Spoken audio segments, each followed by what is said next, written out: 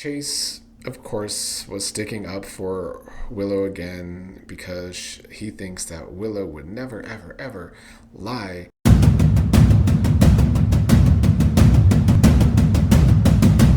What is up, General Hospital viewers? Here for my recap of the past week of the show, July 6th to 10th.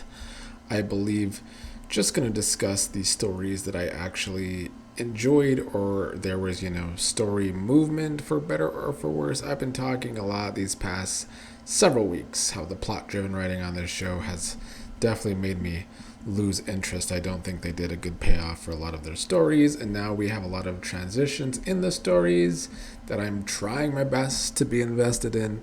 So I'm going to start with what I enjoyed the most over this past week, and that was Carly confronting Z, because Carly was trying to get Z, who was John Oliver's character, to fire Joss from the WSB.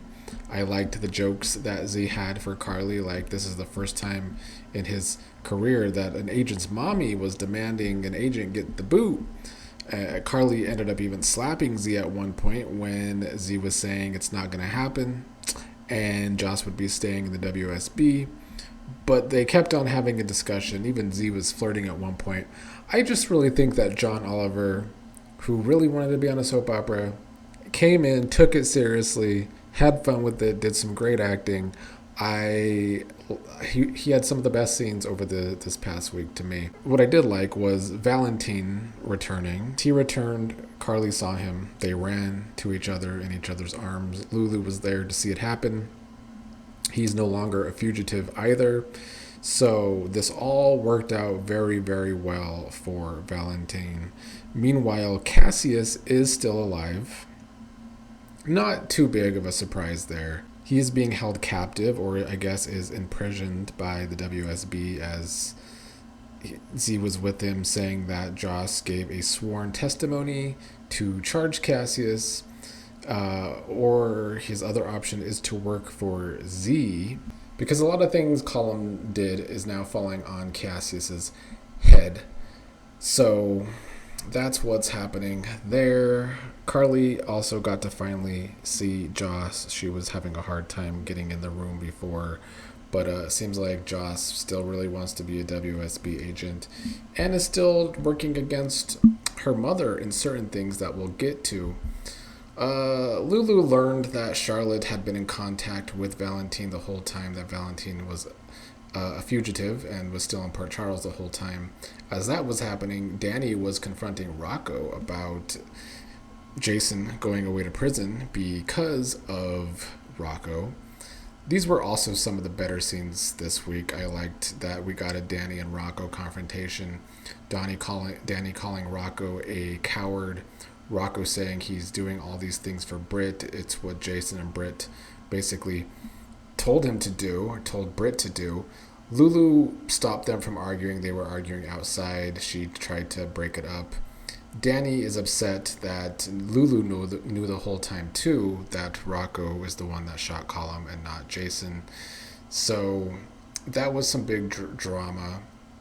Danny eventually went to Jack Brennan in an attempt to get his father out of WSB custody, to basically throw Rocco under the bus and say it was really Rocco that shot Colum. But at this point, Jack doesn't give a fuck about Colum and is very happy that Colum is dead. So going to Jack probably wasn't going to work anyway.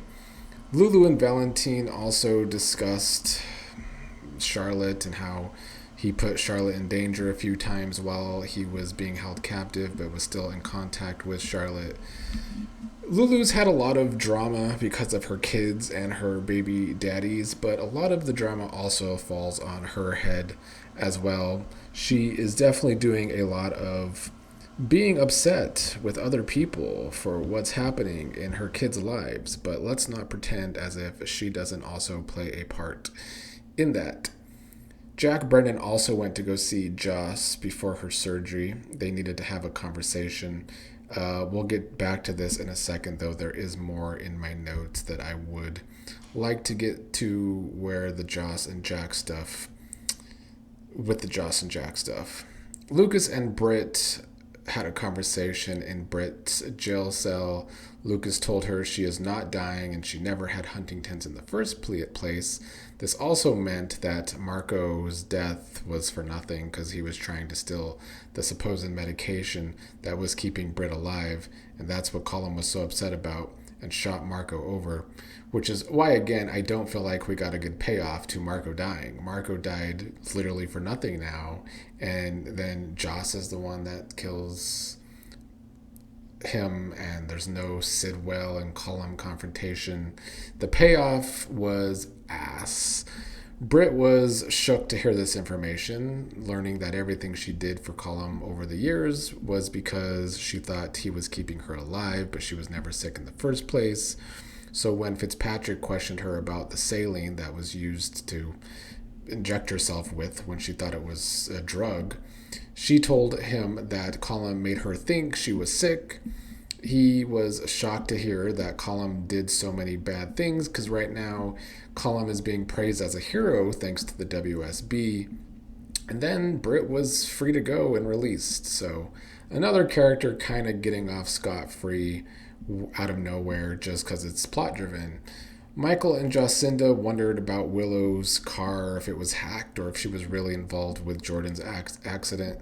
And Chase and Brook Lynn discussed who would frame Willow, because Chase thinks that Willow is being framed, because Chase, of course, is always going to take Willow's side.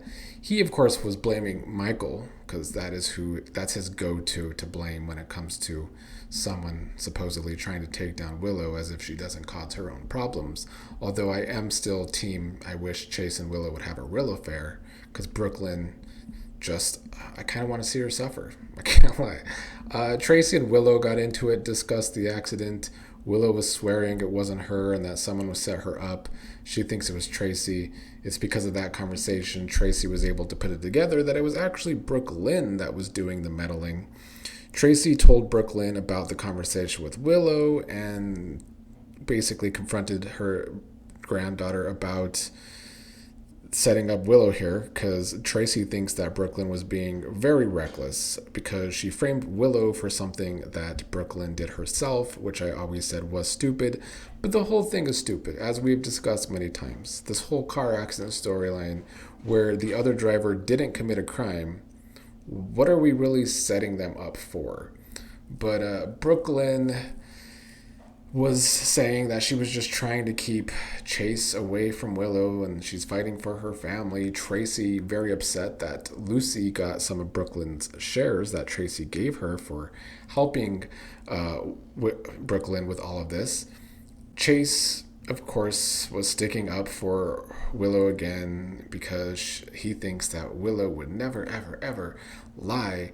And when he learned about Lucy's shares, he basically put it together that it could have been Brook Lynn that framed Willow, and Brook Lynn did end up admitting it. Brook Lynn said that she had to do it to separate him from Willow, but he said that what she ended up doing was separating them right now is what she's doing. He's upset because Willow just helped them adopt baby Phoebe, and she's upset when he says that what hurt the most is her doing this to Willow of all people. So more and more problems for the marriage here, which is fine by me. Let's see it crumble. Although if there ever comes a day when Chase really finds out everything Willow has done, we are also going to see a lot of egg on his face. And, Willow's time could be running out because Willow and Nina ran out of drugs to give to Drew because Colum's now dead. And they want Jack to help, but Jack doesn't know if he can help unless they find the black box that has evidence against Drew. If not, they're going to have to convince Drew to not press charges, but how are they going to make that work? Liz ended up showing up. Liz is surprised to see Jack there, all recovered, already standing. Liz always seems like she's getting closer and closer to the truth about what really happened to Drew, but she never really gets far enough. But I still enjoyed a lot of scenes this week with Liz kind of making Willow and Nina sweat. Anna was finally home, another positive for the week. There was a welcome home party for her. Dante later visited her as well. But then Anna was seeing a vision of Peter August, which I don't know why we got to see a vision of him.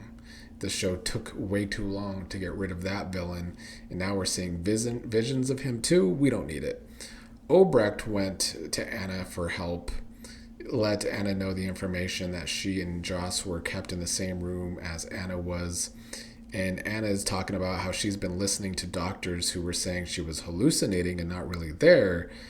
Anna saying that she was Column's victim.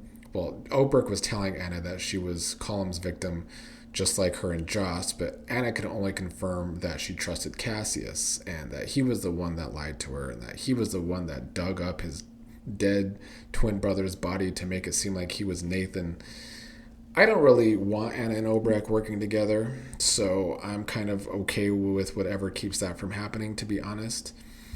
After Valentin went to go see Joss, she wanted him to pass along messages to Anna regarding the room, regarding Anna not being crazy. So Joss is sending Valentin to see Anna. Joss tells Jack one of the reasons she did this is because Anna is the one person that could get Valentin away from Carly.